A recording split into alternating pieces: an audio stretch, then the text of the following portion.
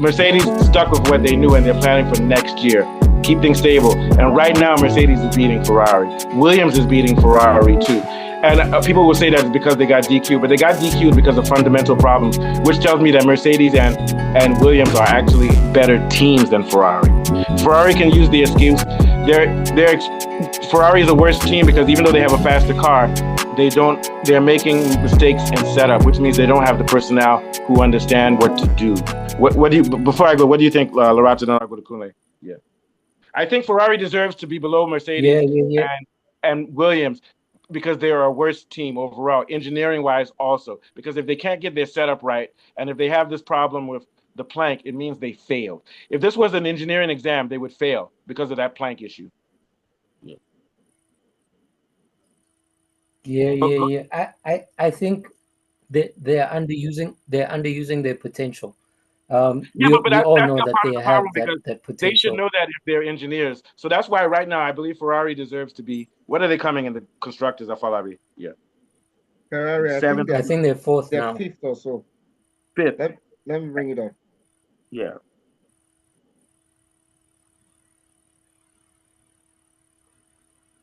Because these are things that Adrian Newey would have foreseen. They don't have excuses. Ferrari had the fastest car in 2022, and okay. So this is the constructors, right? No, that's not the constructors. Okay, hold on. Sorry, Kunle, you'll get to jump in. Although this is not the part you like anyway, Kunle, the technical stuff. Is Kunle here? I'm here. Yeah, Kunle waiting to talk about the philosophical stuff.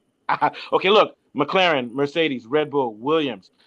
Williams is beating Ferrari, and they deserve to beat Ferrari. Williams is a better team. And when I say team, I'm not talking about just the drivers.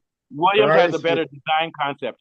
Vols has said that they slowly build upon data before making any change. It's clear Ferrari doesn't do that. What do you think, Kunle? Yeah. McLaren, Mercedes, Williams, Mercedes, they have the culture of trying to create in pristine conditions, and they try to work to perfection.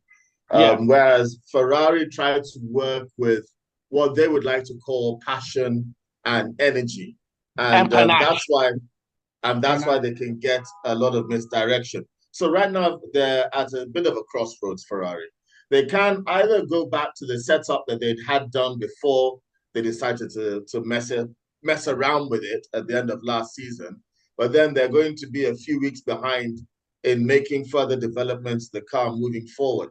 But to be honest, that's actually the wisest choice to make. But they might as well do that now.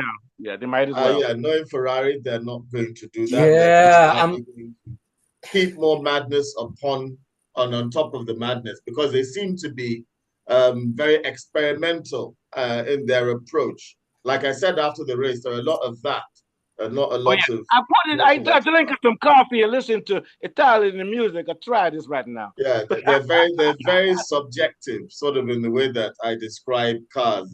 They don't have the patience for the technicalities of it, and that could be a problem for them. But at the same time, Ferrari have been known to bounce back from situations like this. I mean, they're one of they're volatile. They're volatile. Yes, they're one of the oldest consistent racing cars.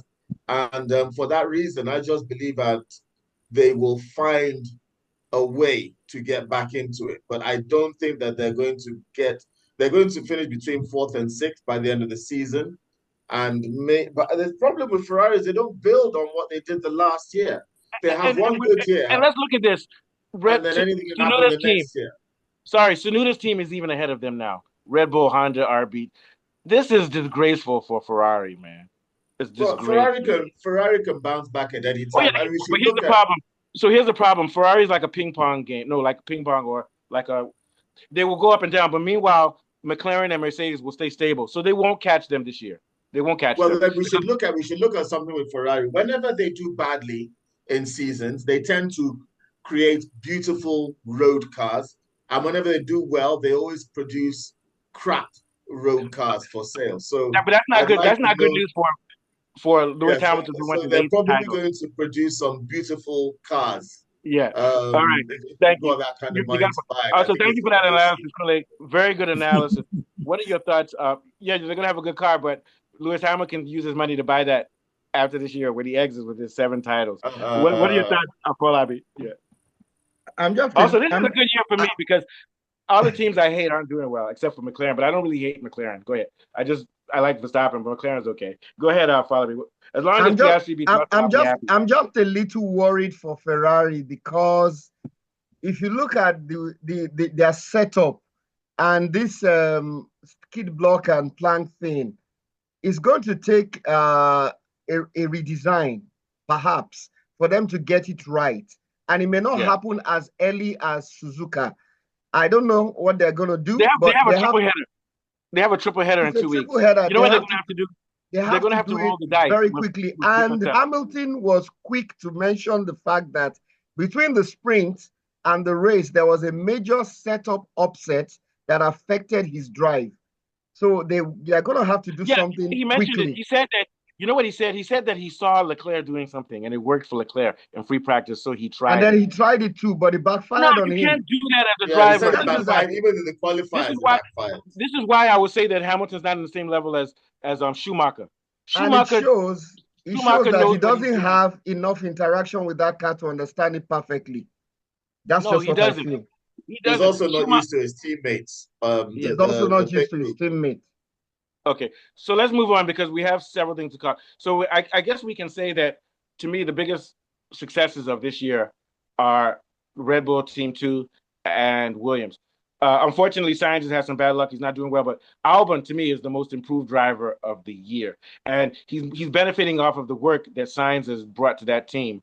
I think Sainz will take a year before he fits in, just like he did it took Sainz time to catch up with Leclerc. But I think that Albon said it. He said he would never go back to Red Bull.